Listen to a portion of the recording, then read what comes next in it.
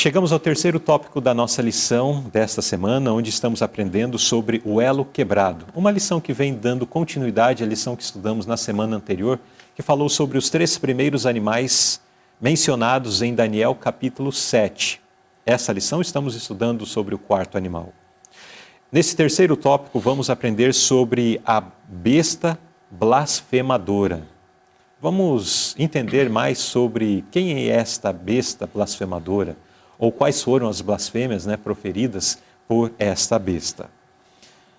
Vamos lá. Pergunta A. Como o poder de Daniel, ou do chifre em Daniel 7, profere palavras contra o Altíssimo, atribuindo de modo blasfemo aos homens a autoridade e a prerrogativa de perdoar pecados? O que mais esse poder prega? Então, irmão, aqui nós podemos ver que essa besta, esse chifre, esse chifre de Daniel 7, ele reivindica para si a posição e a autoridade que Deus não atribuiu a qualquer mortal. Então, quando esse poder, que é o poder papal, ele se auto-intitula como cabeça visível da Igreja Universal de Cristo, quando ele diz que ele foi investido de autoridade suprema, quando ele diz que ele recebeu os títulos da divindade, quando ele se auto-intitula como o Senhor Deus, o Papa, quando ele diz que ele é o mediador terreno entre Deus e os homens, quando ele diz que ele está no lugar de Deus aqui na terra. Então veja, quantos atributos blasfemos ele atribui a si mesmo. Então todas essas indicações enquadram perfeitamente esse poder como sendo representado pelo chifre de Daniel 7, que profere palavras contra o Altíssimo. E o que mais esse poder prega? Além disso, ele prega também que a igreja romana é uma igreja perfeita, que ela não tem a possibilidade de pecar, nunca errou e nunca errará. E além disso também, ele prega a infalibilidade do Papa. Então são muitas menções que são feitas, que nós conhecemos, que nós sabemos e que até os dias de hoje também são atribuídos a esse poder papal que nós encontramos em pleno acordo com a profecia desse chifre pequeno de Daniel 7. É interessante que quando Daniel contempla esta visão, ele percebe que 3 chifres caíram para que esse se sobressaísse. Esses 3, de certa forma, estavam ali impedindo a sua supremacia, a sua ascensão, exato, melhor termo. E quando nós consideramos a história, nós podemos perceber que quando Roma agora ela no seu período de enfraquecimento, ela é tomada e de certa forma composta aí por 10 reinos. E nós temos em livros como este livro aqui, as profecias de Daniel, menção sobre isso e a denominação desses povos que estavam ali compondo o vasto Império Romano.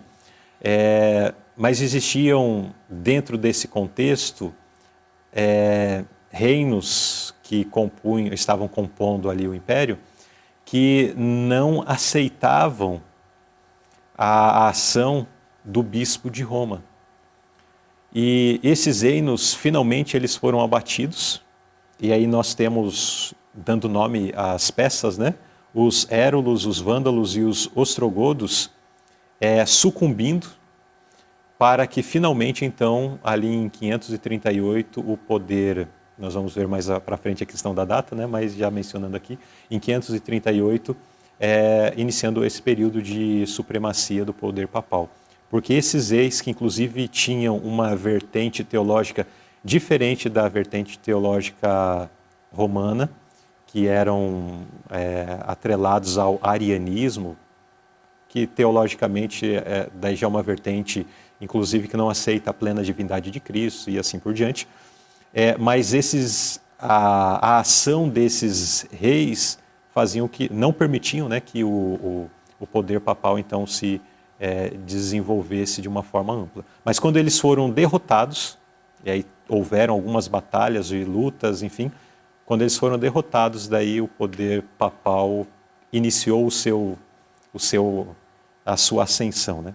Na verdade, Se estabeleceu. se estabeleceu. A melhor palavra seria essa. Se estabeleceu de fato com a queda disso. Então, muitas menções acerca de si como palavras blasfemas, né? Quem pode, como homem, por mais honrado que seja entre os homens, receber títulos como esses que foram mencionados aqui, né?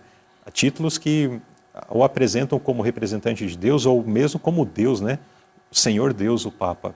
Isso é extremamente blasfemo, trazer essa prerrogativa a um ser humano.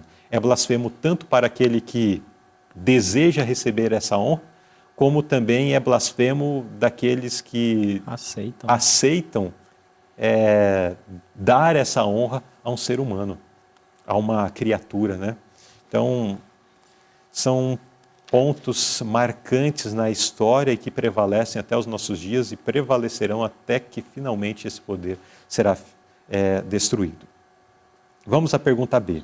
Como sabemos que essa manifestação do anticristo não é apenas um evento futuro, que ainda está mais para frente na história, mas já havia começado nos dias dos apóstolos e do cristianismo estabelecido? Então nós vemos já na história da igreja primitiva algumas menções. Paulo, ele quando escreveu uma carta aos Efésios, está registrado que ele já alertava ali, né, os irmãos a respeito dos lobos cruéis, que não perdoariam o rebanho, mas se levantariam com coisas perversas e atrairiam os discípulos após si. Então, que coisas perversas eram essas? Não eram coisas que manifestassem de forma escancarada a sua rebelião contra Deus. Não, mas eram coisas atrativas, né?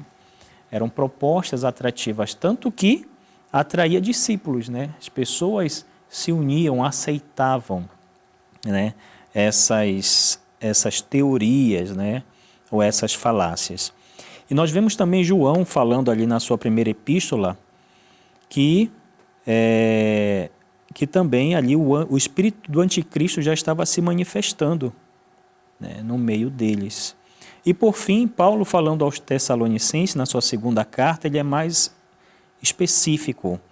Diz que o mistério da injustiça já opera, né? Então ele falando a respeito do homem do pecado, do filho da perdição, da apostasia, né, que se estabeleceria de uma forma mais escancarada futuramente, mas ele disse que esse mistério da injustiça já estava operando, né? Mesmo em seus dias, né? Mesmo em seus dias. Muito bem. Então nós vemos que aquele poder que apenas em 538 se estabeleceu de fato, ele tinha suas raízes já muito anteriores, né? Ele foi se desenvolvendo ao longo dos séculos, até que finalmente em 538 se estabeleceu. Vale lembrar que cerca de 200 anos antes dele ter se estabelecido, foi quando Constantino estabeleceu a religião cristã como a religião oficial do Estado. Foram cerca de 200 anos antes. Ainda demorou mais 200 anos para que finalmente se estabelecesse de fato como um poder e realizasse ali toda a sua obra que está conforme descrito nas profecias. Mas muito antes ainda de Constantino, ainda nos dias dos apóstolos, tanto Paulo quanto o apóstolo João, eles já testificaram que já existiam raízes ali surgindo e que desencadeariam, daí eles olhando já com uma visão profética, né, que desencadeariam numa ruína muito grande, como de fato veio a acontecer e percebemos na história. Portanto, mesmo naquela igreja cristã primitiva, uma igreja que é até representado como uma igreja, uma das melhores igrejas, poderíamos dizer, dentro ali das 7 cartas às igrejas, né? Pureza, né? De pureza. Então, a igreja de Éfeso representava a igreja do primeiro século, e ali se faz menção da pureza, de pessoas que realmente estavam buscando e servindo a Deus, mas mesmo assim, mesmo na carta já faz menção de que depois de um tempo eles já estavam tolerando alguns pecados e tudo mais, e vem a menção de que volte ao seu primeiro amor. Então nós vemos que mesmo naquele contexto existia isso. Será que isso não é um alerta para nós hoje?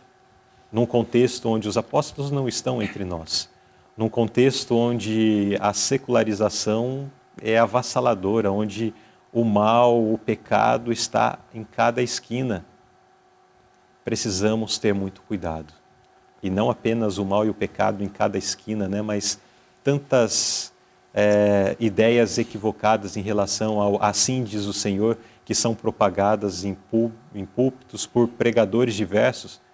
Estou dizendo dos nossos púlpitos, apesar de que pode, num ou outro momento, alguém, por uma ideia particular, apresentar algo equivocado, mas, de modo geral, na cristandade, quantas teorias, ideias, doutrinas equivocadas são apresentadas, inclusive relacionadas à questão do sábado, apresentando que o dia de guarda não é o sábado, mas é o domingo, enfim, tantas coisas que têm acontecido e têm levado milhares, milhões de pessoas à ruína, pensando que estão marchando para o céu, mas infelizmente estão marchando para a destruição.